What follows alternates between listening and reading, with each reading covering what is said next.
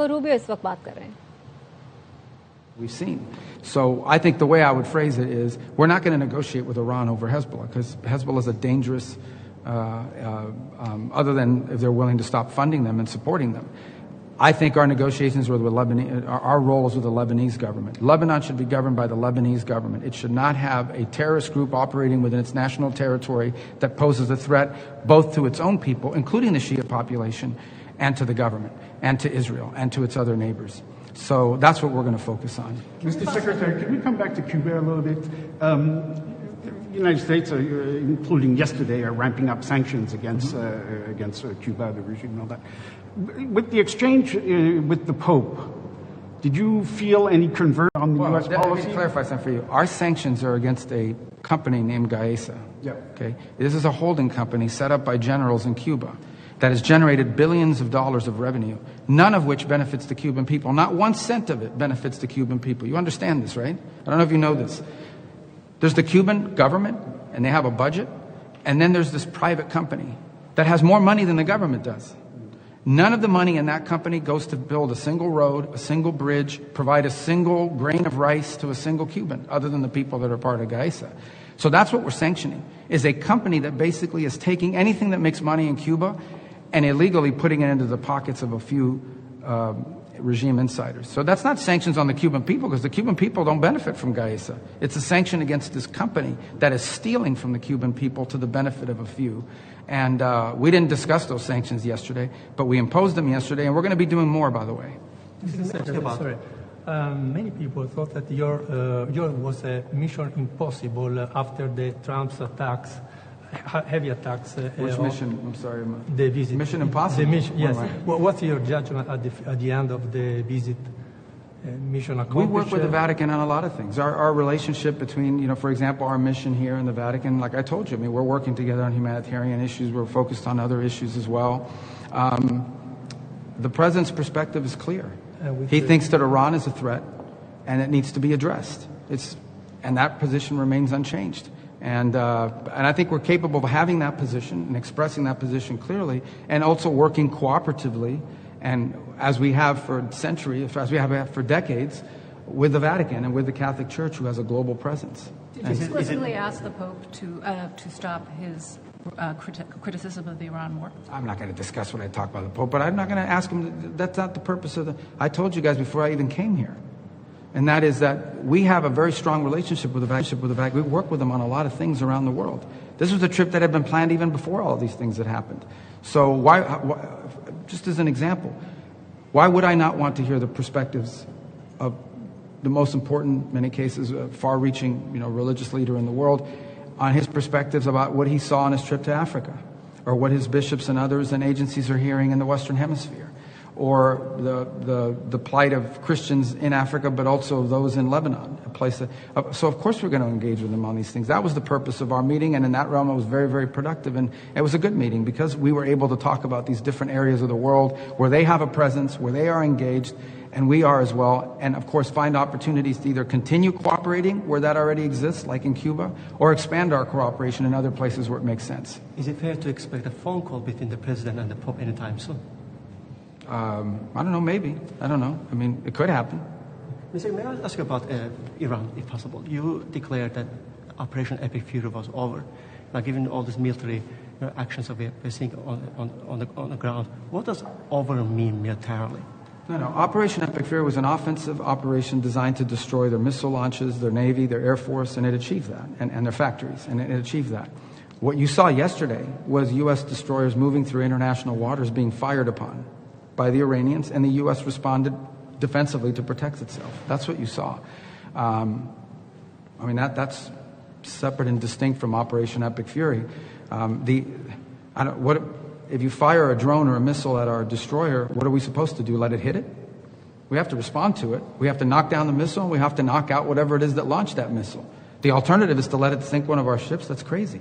So, of course, we responded to it. Well, yes, but the point is, if there's not much seizing in the firing, because we've well, you should ask that of the Iranians. Don't ask me. We didn't fire. They fired on us. My point is, if you fire at a U.S. Navy ship, what are we supposed to do? Say, there's a ceasefire. We're not going to shoot down your drone. That's a stupid question. That's a stupid position to take. Of course we fired back at them. They were shooting at us. That's what I would expect to do. Only stupid countries don't shoot back when you're shot at, and we're not a stupid country.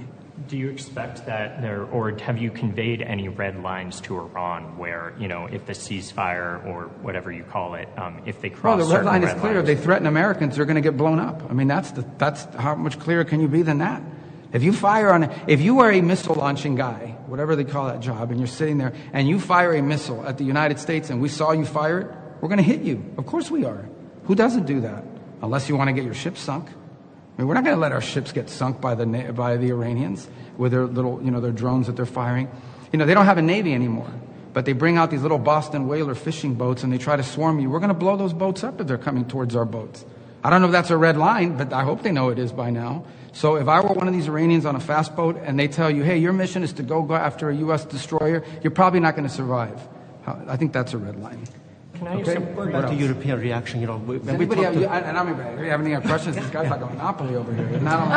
Yes. Okay, come on. The president Fair, man. the president has expressed disappointment in support or lack thereof in Europe. Was there any discussion today in your meeting with Prime Minister Meloni or Foreign Minister Tahani about them providing escorts in the Strait of No, we Hormuz? didn't get to that level of specificity about what they... Here's the bottom line, okay? Everybody says Iran is a threat. Everybody says that Iran can't have a nuclear weapon. Okay, but you got to do something about it. The president's trying to do something about it. And I don't understand why anybody would not be supportive of that. And he doesn't understand, and rightfully so, somebody would be supportive of that. But here's a more fundamental problem. Iran now claims that they have a right to control an international waterway. They claim that they have a right to control it. What is the world going to do about that? Is the world going to accept that Iran now controls an international waterway? Because if the world is prepared to accept that, then be ready. Because there's like 10 other countries that are going to start doing the same thing in their international waterways, or in international waterways near their countries.